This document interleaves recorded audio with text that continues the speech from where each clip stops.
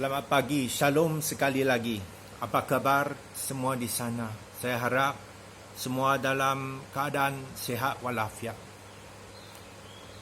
Pada hari ini kita akan merenung pasal iman dan juga masa depan kita. Seperti biasa, mari kita bermula dengan satu doa yang pendek. Haleluya, haleluya, haleluya Tuhan. Kerana apabila kami diberi peluang untuk merenung tentang firman-Mu, hadirat-Mu juga hadir. Kami menjemput hadirat Roh Kudus-Mu pada hari ini untuk menyertai kami apabila kami merenung mengenai firman-Mu. Datanglah Roh Kudus dengan kuasa-Mu untuk angkat tangan kami, membimbing kami dan juga untuk memberi kami penglihatan dan juga pendengaran untuk mengetahui apakah sebenarnya firman Tuhan itu. Datanglah dengan hadirat-Mu Roh Kudus. Dalam nama Kristus Yesus kami berdoa. Amin.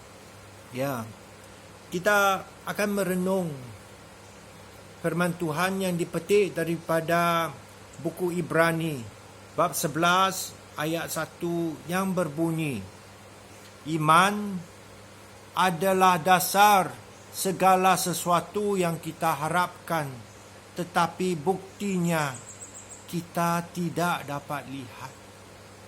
Apakah yang diartikannya? Yang diartikan bahawa apa yang kita harapkan dalam rencana Tuhan, kita harap akan menjadi nyata dalam hidup kita. Tetapi bagaimanakah kita tahu ia akan menjadi nyata atau tidak? Tidak ada bukti, bukan? Ya. Apakah, pertama soalannya adalah, apakah rancangan Tuhan untuk hidup saya? Rancangan Tuhan, saudara-saudari, kita hanya akan ketahui jika kita mengaji dan merenung akan firman-Nya. Semua rancangan Tuhan untuk hidup kita didapati di dalam Alkitab, firman Tuhan. Jadi, jika kita ingin ketahui dan memiliki rancangan Tuhan untuk hidup kita, mari kita bertekun untuk mengaji dan merenung firman Tuhan setiap hari, supaya penglihatan kita dan juga telinga rohani kita dijelaskan dan kita dapat melihat dan mendengar lebih terperinci apakah rancangan Tuhan itu untuk hidup kita. Ada satu lagi cara yang sangat mujarab supaya kita dapat mengetahui dan memiliki rancangan Tuhan untuk hidup kita. Dan ia adalah jika kita lebih tekun berdoa. Marilah kita menggiatkan kegiatan berdoa dan mengaji dan merenungi firman Tuhan dalam hidup kita. Ya. Apakah rancangan Tuhan untuk hidup kita seperti yang tertulis di dalam firman Tuhan? Ya, boleh didapati dalam buku Yeremia bab 29 ayat ke-11 yang berbunyi, Aku tahu apakah segala rancangan-rancanganku untuk hidupmu. Begitulah yang dikatakan oleh firman Tuhan. Ia adalah rancangan untuk aman damai dan bukan kecelakaan. Ia adalah rancangan untuk memberi kepada kamu harapan untuk masa depanmu. Ya, untuk semua kita, inilah rancangan Tuhan. Dan untuk kita mencapainya, memilikinya, Tuhan juga menyertai kita untuk sampai ke sana, supaya semua yang di dalam firman-Nya menjadi nyata dalam hidup kita. Kita disertai oleh hadirat Roh Kudus-Nya. Bersama dengan Roh Kudus-Nya, maka kita juga disertai oleh kuasa ilahi.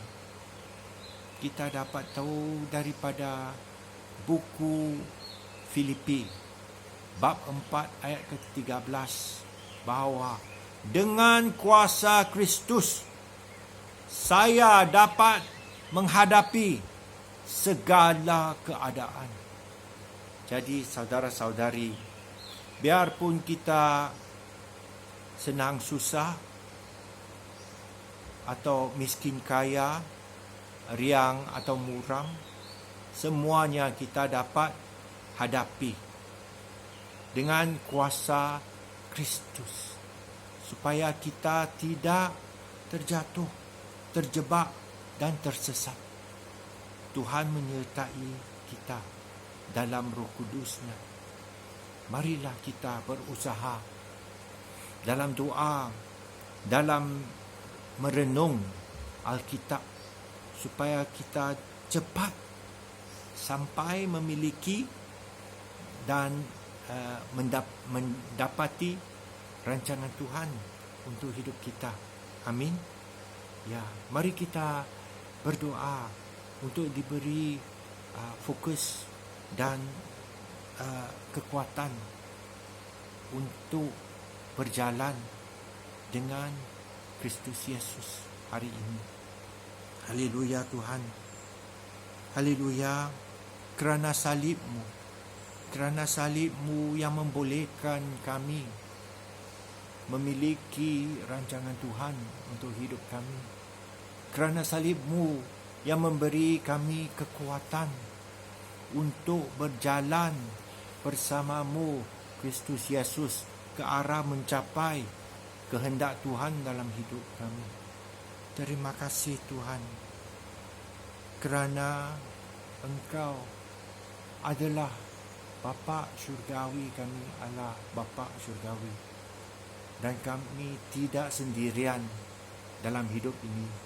Engkau selalu mengiringi, menyertai kami. Terima kasih. Kami bersyukur. Kami berdoa untuk diberi kekuatan untuk mendekati Kamu lebih lagi pada hari ini. Dalam nama Tuhan Yesus, biar nama-Mu dimuliakan dalam hidup kami. Amin.